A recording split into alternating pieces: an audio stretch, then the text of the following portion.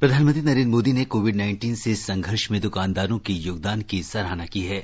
प्रधानमंत्री ने ट्वीट में कहा कि छोटे व्यवसायियों और दुकानदारों ने लॉकडाउन के दौरान व्यवस्था बनाए रखने में महत्वपूर्ण सहयोग किया है। उन्होंने कहा कि कुछ वर्गों की सकारात्मक भूमिका के कारण ही पूर्णबंदी सफलता से लागू की जा रही है। श्री मोदी ने कहा कि ये सोचना भी कठिन है कि यदि छोटे व्यवसायियों और दुकानदारों ने जान जोखिम में डालकर लोगों को आवश्यक वस्तुएं उपलब्ध नहीं कराई होती तो स्थिति क्या होती। प्रधानमंत्री ने कहा कि देश राष्ट्र के प्रति दुकानदारों की सेवा हमेशा याद रखेगा। प्रधानमंत्री नरेंद्र मोदी ने कहा है कि कोविड-19 वायरस रंग, नस्ल, धर्म, पंथ, जाति, भाषा या सीमा नहीं देखता है। उन्होंने कहा कि महामारी से निपटने के भारत के तौर तरीकों में एकता और भाईचारा होना चाहिए। श्री मोदी ने सोशल नेटवर्किंग वेबसाइट लिंक्डइन पर एक पोस्ट में कहा कि कोविड-19 वायरस का प्रकोप इतिहास में पिछली घटनाओं की तरह नहीं है। उन्होंने कहा कि भविष्य साथ साथ रहने और लचीलेपन से जुड़ा होगा। सरकार आज से अधिसूचित सेवाओं में कुछ छूट दे रही है। हॉटस्पॉट घोषित किए गए इलाकों में ये छूट लागू नहीं होगी। राष्ट्रव्यापी लॉकडाउन 3 मई तक बढ़ाने की घोषणा के बाद लॉकडाउन का कड़ाई से पालन सुनिश्चित करने के लिए कई निर्देश जारी किए गए हैं, लेकिन कम आय वाले लोगों और किसानों की मौजूदा वित्तीय स्थिति को ध्यान में रखते हुए केंद्र ने कहा है कि जिन क्षेत्रों को हॉटस्पॉट घोषित नहीं किया गया है वहां आज से कुछ और सेवाओं के संचालन की अनुमति दी जाएगी। दिशा निर्देशों में चाय, कॉफी और रबर बागानों में अधिकतम 50% कामगारों के साथ काम करने की अनुमति दी गई है। ग्रामीण क्षेत्रों में खाद्य प्रसंस्करण उद्योग, सूचना प्रौद्योगिकी, हार्डवेयर का विनिर्माण, कोयला उत्पादन, खान और खनिज उत्पादन, पैकेजिंग सामग्री तैयार करने वाले कारखानों को भी काम करने की अनुमति होगी। लोकसभा और राज्यसभा सचिवालय आज से काम करना शुरू कर देंगे। एक आदेश के अनुसार लोकसभा सचिवालय ने संयुक्त सचिव और उससे ऊपर रैंक के सभी अधिकारियों से कहा है कि वे कार्यालय आएं, जबकि अन्य कर्मचारियों से बारी बारी से कार्यालय आने को कहा गया है। राज्यसभा सचिवालय ने भी इसी तरह का आदेश जारी किया है। सचिवालयी स्टाफ से कहा गया है कि वे काम के समय सुरक्षित दूरी बनाए रखने के मानदंड का पालन करें। कोविड-19 के संक्रमण को देखते हुए मार्च के अंतिम सप्ताह से सचिवालय बंद है। संसद के दोनों सदनों की बैठक पिछले महीने की 23 तारीख को अनिश्चितकाल के लिए स्थगित कर दी गई थी। बजट सत्र निर्धारित समय से पहले ही समाप्त करना पड़ा था, जो 3 अप्रैल को पूरा होना था। केंद्रीय स्वास्थ्य मंत्रालय ने अपने सभी कर्मचारियों को सलाह दी है कि कोविड-19 के फैलाव को रोकने के लिए आज से अपने कार्यालय में सभी एहतियाती कदम उठाएं। मंत्रालय ने कर्मचारियों को निर्देश दिया है कि अपने चेहरे को मास्क से ढके रखें और जो कर्मचारी हॉट स्पॉट क्षेत्रों के पास रहते हैं उन्हें आवाजाही के लिए राज्य सरकार के निर्देशों का पालन करना होगा और दफ्तर तभी जाना चाहिए जब राज्य सरकार की अनुमति हो। स्वास्थ्य मंत्रालय ने अपने कर्मचारियों से कहा है कि व्यक्तिगत साफ सफाई, एक दूसरे से दूरी बनाए रखने और संक्रमण मुक्त रहने के बारे में जारी किए गए दिशा निर्देशों का पालन करें। स्वास्थ्य मंत्रालय ने यह भी निर्देश दिया है कि सभी बैठकें केवल वीडियो कॉन्फ्रेंसिंग के जरिए होंगी।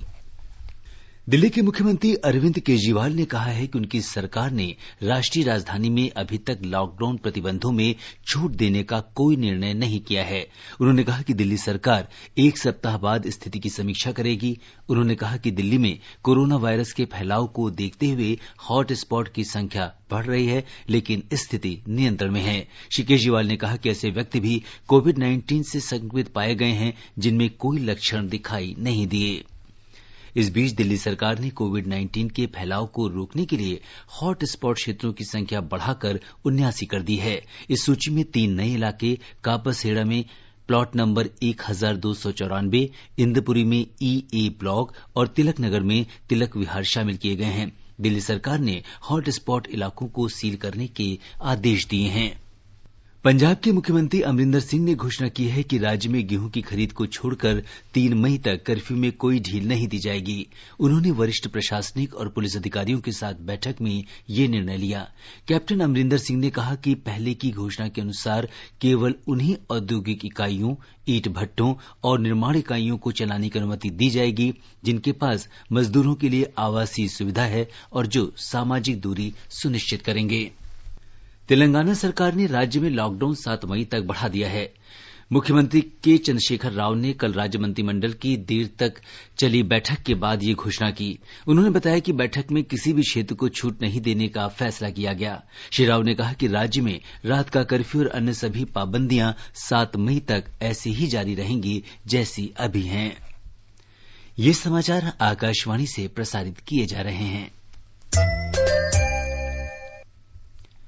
देश में पिछले 24 घंटे में कोविड-19 की पुष्टि वाले 1738 नए मामले सामने आए हैं। इसके साथ ही इस बीमारी से संक्रमित लोगों की संख्या 16,116 हो गई है।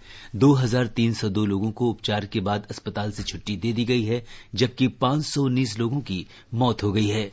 पुदुचेरी में माही और कर्नाटक में कोडगु जिले में पिछले 28 दिनों में कोई नया मामला दर्ज नहीं किया गया है। नई दिल्ली में स्वास्थ्य मंत्रालय के प्रवक्ता ने मीडिया को बताया कि पिछले 14 दिन में 23 राज्यों और केंद्र शासित प्रदेशों के 54 जिलों से कोविड-19 से ग्रस्त किसी व्यक्ति का मामला सामने नहीं आया है।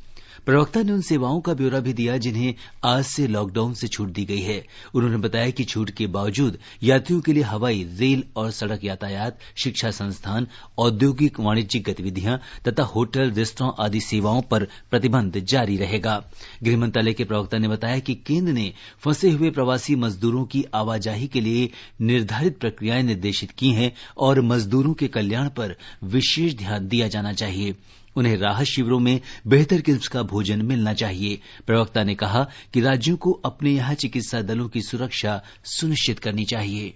राज्यों को यह भी सुनिश्चित करना जरूरी है कि अब जब मेडिकल टीमों के माध्यम से सामुदायिक परीक्षण यानी कि कम्युनिटी टेस्टिंग की जा रही है, तो मेडिकल टीमों को पर्याप्त सुरक्षा देनी चाहिए।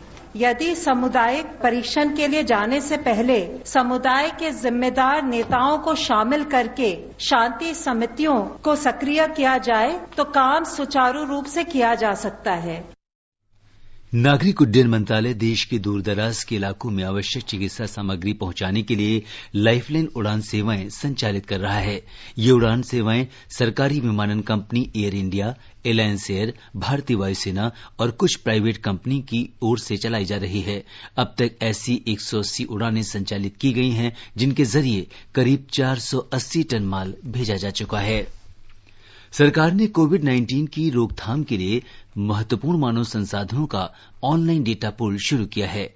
स्वास्थ्य मंत्रालय ने कहा है कि www.covidwarriors.gov.in पर ऑनलाइन डेटा पूल बनाया गया है। इसमें डॉक्टरों के अलावा नर्स और अन्य स्वास्थ्यकर्मी, राष्ट्रीय युवा केंद्र, एनसीसी और प्रधानमंत्री कौशल विकास योजना के स्वयंसेवक तथा पूर्व सैन्यकर्मी शामिल हैं। राज्य, जिला या नगर निगम प्रशासन जरूरत के समय इनका सहयोग ले सकेगा। भारत ने वैश्विक स्वास्थ्य एजेंडे के प्रति समर्थन दोहराते हुए कोविड-19 की रोकथाम के संयुक्त प्रयासों में G20 देशों के साथ काम करने की इच्छा व्यक्त की है। G20 देशों के स्वास्थ्य मंत्रियों की बैठक में स्वास्थ्य और परिवार कल्याण मंत्री डॉक्टर हर्षवर्धन ने कहा कि भारत ने विभिन्न देशों को हाइड्रोक्सीक्लोरोक्वीन जैसी दवा की आपूर्ति की है। उन्होंने कहा कि भारत विश्व के अन्य देशों के साथ मिलकर प्रभावी औषधि और वैक्सीन जल्द विकसित कर उपलब्ध कराने का प्रयास कर रहा है। उन्होंने कहा कि कोविड-19 से निपटने के लिए सभी देशों का सहयोग जरूरी है। भारतीय जनता पार्टी के अध्यक्ष जेपी नड्डा ने पार्टी कार्यकर्ताओं से कहा है कि जनसाधारण को अधिकतम लाभ पहुंचाने के लिए केंद्र सरकार द्वारा चलाए जा रहे राहत उपायों को जन जन तक पहुंचाएं। बिहार, झारखंड, उत्तराखंड, ओडिशा, छत्तीसगढ़ और तेलंगाना की पार्टी